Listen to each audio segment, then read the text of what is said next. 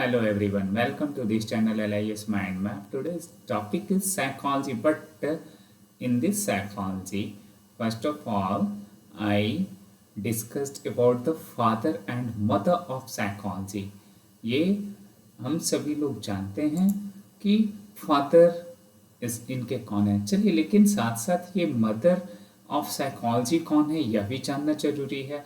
तो सारी चीज़ें, कुछ चीज़ें कॉमन होती है और कुछ अनकॉमन, उसे भी हमें जानना आवश्यक है। तो आज इसी विषय पर हम लोग डिस्कस करेंगे, लेकिन इससे पूर्व यह भी देखें कि हमारा इंट्रोडक्शन पहले साइकोलॉजी की ओर, खासकर यूजी सेमेस्टर फर्स्ट वालों के लिए तो यह बहुत महत्वपूर्ण है और कॉम्पिटिटिव पॉइंट ऑफ व्यू से भी इसे रखा गया है। तो चलिए स्टार्ट करते हैं। पहले तो यह समझें कि इसके इंट्रोडक्शन की तरफ कि साइकोलॉजी है क्या हमारा।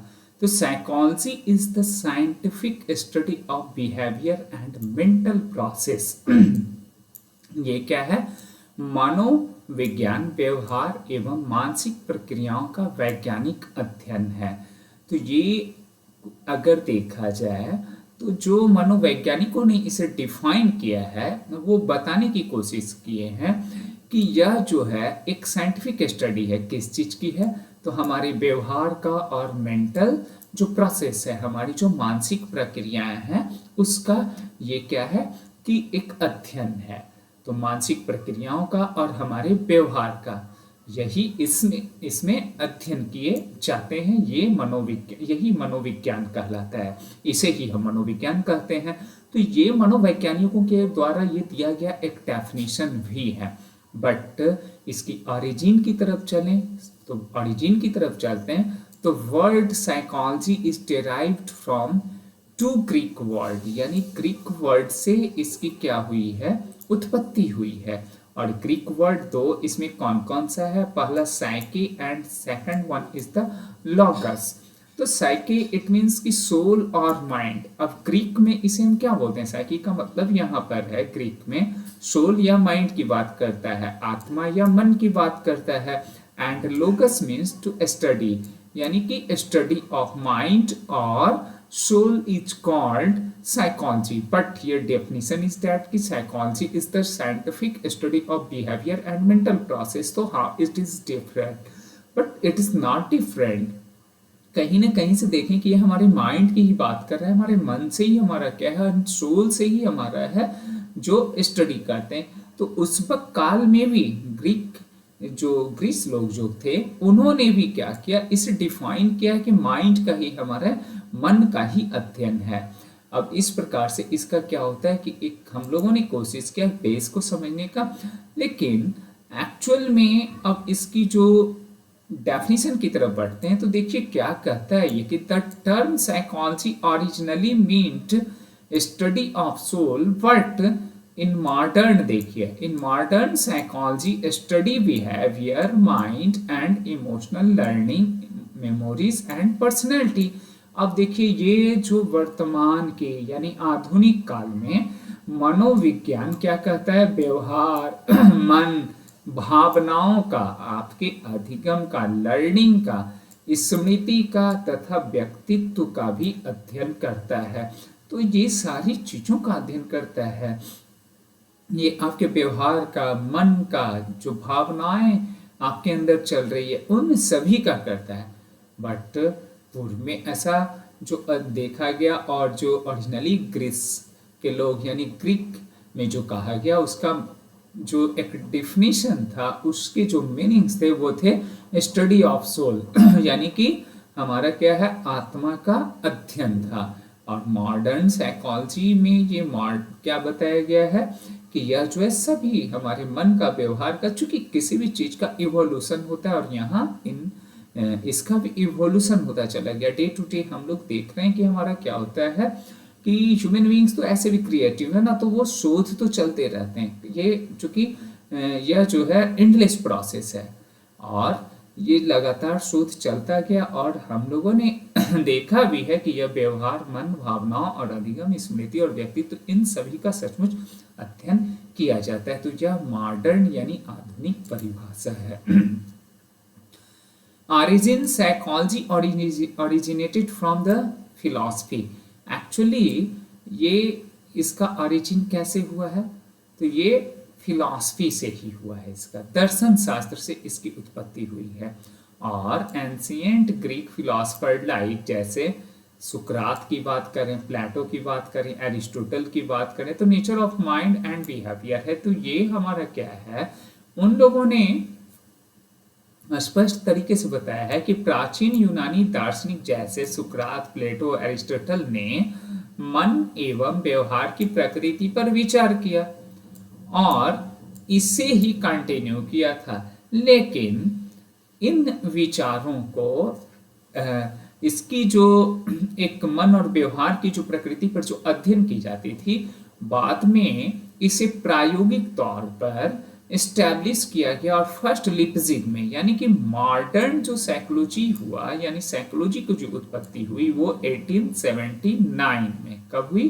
1879 में, when William Wundt established the first है ना psychology laboratory at the university of Leipzig in Germany. यानी कि देखिए, जर्मनी के लिप्जिग में जो है, यूनिवर्सिटी ऑफ लिप्जिग में जो है, पहला जो है ये हमारा क्या हुआ, साइकोलॉजी का लेबोरेटरी स्थापित हुआ 1879 में। और वहीं से हमारी जो साइकोलॉजी है, मनोविज्ञान की कोई एक नए विषय के रूप में क्या हुआ कि प्रदर्शित हुआ और उसका उद्भव हुआ। तो इस प्रकार से इसकी शुरुआत कब हुई? 1879 में। और विलियम वुंट ने जर्मनी में इसका किया, जो कि एक लेबोरेटरी का एस्टैब्लिशमेंट किया। तो ये कहे भी जाते हैं कि यह जो है मनोवैज्ञानिक जनक हैं हमारे। अभी जैसा कि हम लोगों ने टाइटल में देखा है कि मदर एंड फादर की बात आगे भी हम लोग अभी आगे चर्चा करेंगे।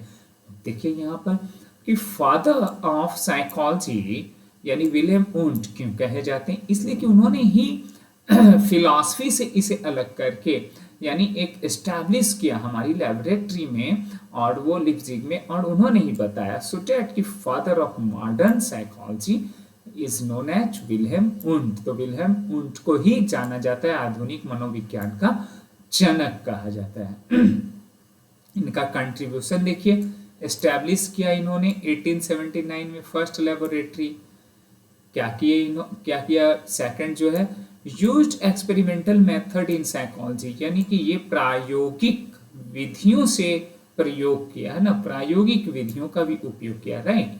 और ये फाउंडेड स्ट्रक्चरलिज्म यानी संरचनावाद की स्थापना की। तो यह यानी कि मूलभूत एक परिवर्तन उस काल में 1879 में देखने को मिला और ऐतिहासिक मतलब कि क्षण और पल था उस वक्त मनोविज्ञान की उत्पत्ति के रूप में।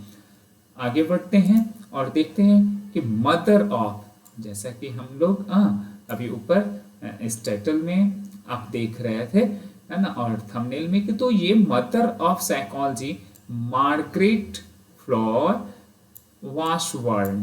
तो अब देखिए ये often referred as the mother of psychology, किसे कहते हैं?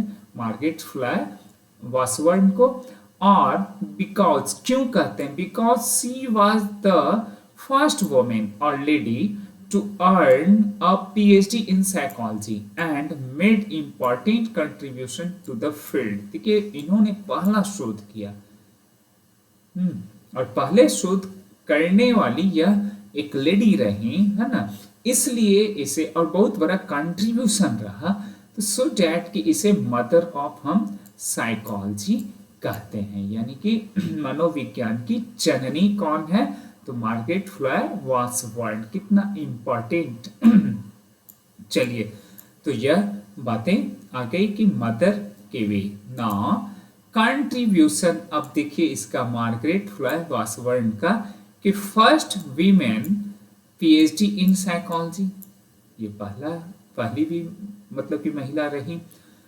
Worked on animal behaviour and cognition. देखिए पशु व्यवहार एवं संज्ञान पर इन्होंने क्या किया था? कार्य किया था। पहली महिला पीएचडी होल्डर महिला।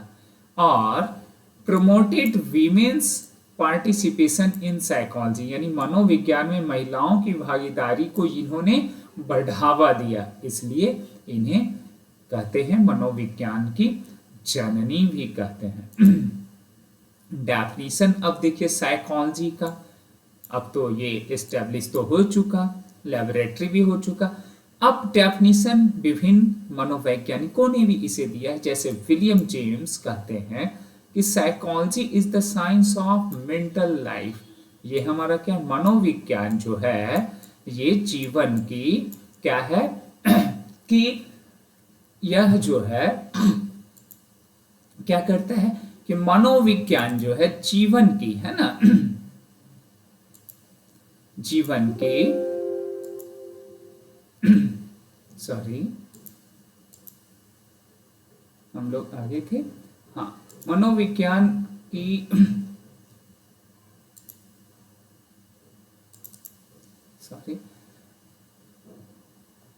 मनोविज्ञान की जो बात कर रहे थे जीवन की है ना, ये कहा गया इसमें कि आखिर जो है क्या है ये, तो psychology is the science of mental life जो है किसने कहा, तो ये विलियम जेम्स के द्वारा ये कहा गया है। और विलियम जेम्स ने क्या किया, इसे बताया कि कुछ ने ये साइंस ऑफ मेंटल लाइफ है, बिल्कुल ये हमारे क्या है मानसिक जीवन का, यानी कि आपके मन का तो अध्ययन है ना, इसलिए इसे क्या कहा गया है विलियम जेम्स के द्वारा कि ये हमारा क्या है science of mental life.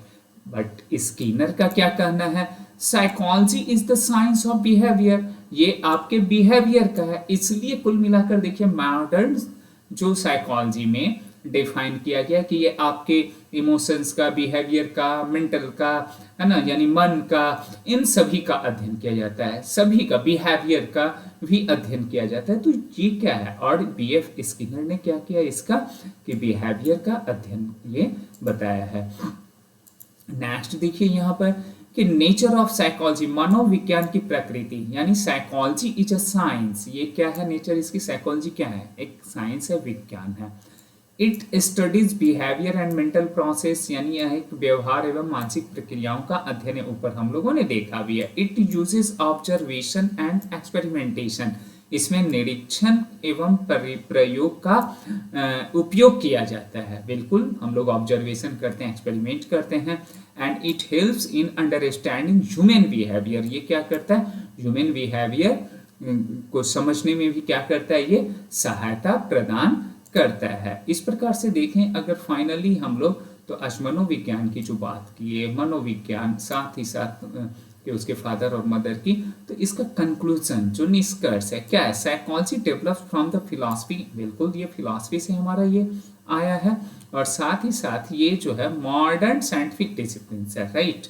William Wundt laid the foundation of experimental psychology, इन्होंने क्या किया कि प्रयोगात्मक मनोविज्ञान की नींव रखी, जबकि मार्गरेट फ्लोय वासवर्ड ने मनोविज्ञान के विकास में महत्वपूर्ण योगदान दिया है।